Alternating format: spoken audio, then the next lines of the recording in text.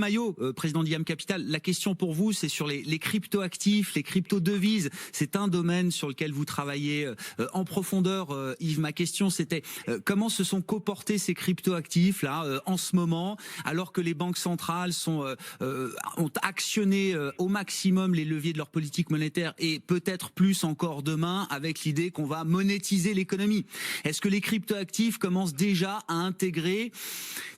un début de perte de confiance dans la monnaie, dans l'action des banques centrales, ou est-ce qu'on n'en est pas là du tout aujourd'hui, Yves?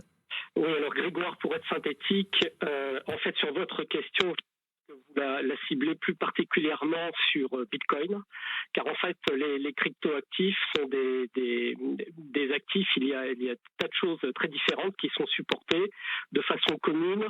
par la technologie blockchain. Alors si on se concentre sur le sujet de Bitcoin, en fait Bitcoin, pour résumer, je devrais dire que c'est un petit peu l'anti-monnaie banque centrale, celle que nous connaissons, euro, dollar, etc. Puisque Bitcoin, à l'image de l'or et des autres métaux précieux, est un actif déflationniste, produit en quantité limitée, dont le nombre total est connu à l'avance. Et puis, le deuxième trait de caractère, c'est que, contrairement au dollar ou à l'euro, Bitcoin n'appartient à aucune banque centrale et appartient finalement à l'ensemble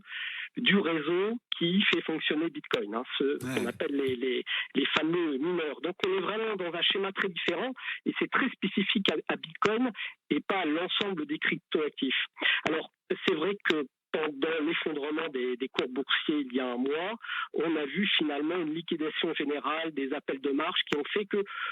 toutes les classes d'actifs ont reculé plus ou moins sévèrement, l'or et les métaux précieux compris, et Bitcoin n'a pas dérogé à la règle. Si on prend un tout petit peu de recul et qu'on regarde finalement le bilan depuis le début de l'année, on s'aperçoit qu'à l'image de l'or qui est finalement en progression d'un peu plus de 12%, je crois, depuis le début de l'année, Bitcoin, après avoir lourdement chuté fin mars, est en progression d'un peu plus de 8% depuis le début de l'année.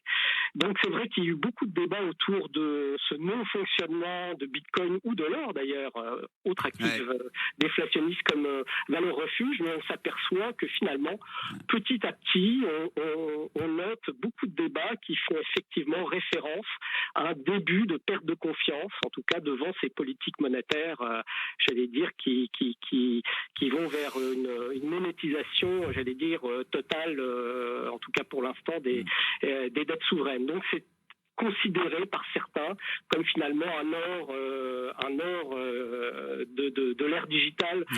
quelque part. Alors à noter quand même un point très important sur les cryptoactifs au sens large,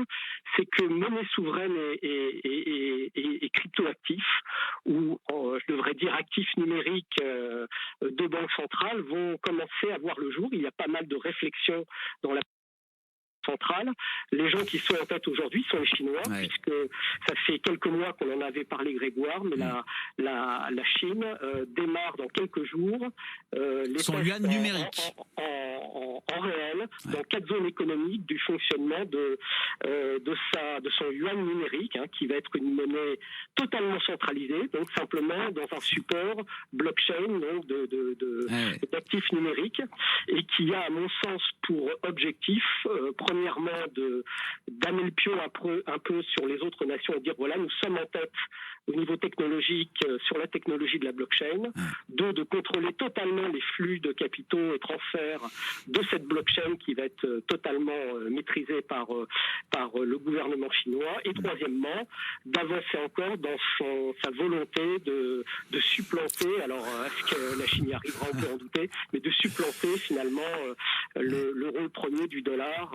à travers une monnaie qui sera une monnaie, j'allais dire, du 21e siècle. Donc vous voyez que là, on est dans des sujets très très différents de ceux de Bitcoin, qui encore une fois est un sujet à la fois double, un support technologique nouveau, et puis quelque part une monnaie qui est un peu une monnaie anti-banque centrale quelque part. Merci beaucoup pour vos commentaires, messieurs, et pour vos réflexions du jour sur la situation de marché et les perspectives qu'on peut se donner sur ces marchés financiers globaux. Yves Maillot qui était avec nous par téléphone, président de IAM Capital, et Hervé Guest, directeur de gestion de Mirova.